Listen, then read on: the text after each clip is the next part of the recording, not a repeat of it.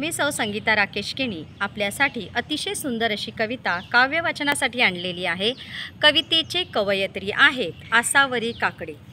कवितेचं नाव आहे खोद आणखी थोडेसे। खोद आणखी थोडेसे खाली असतेच पाणी। खोद आणखी थोडेसे खाली असतेच पाणी। धीर सोडू नको सारी खोटी नसतात नाणी।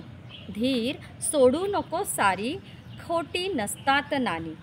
घट्ट मिटू नये होठ, घट्ट मिटू नये ओठ, गाणे असताच ग मनी। घट्ट मिटू नये होठ, गाणे असते ग मनी। आर्त जन्माचे असते रित्या गळणाऱ्या पाणी। आर्त जन्माचे असते रित्या गळणाऱ्या पाणी। मूठ मिटून कशाला म्हणायचे भरलेली।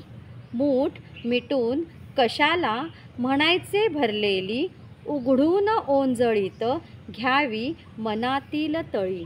उघडून ओंजळीत घ्यावी मनातील तळी। झरा लागेलच तिथे खोद आणखी जरासे। झरा लागेलच तिथे खोद आणखी जरासे। उमेदीने जगण्याला बळ लागते थोडेसे।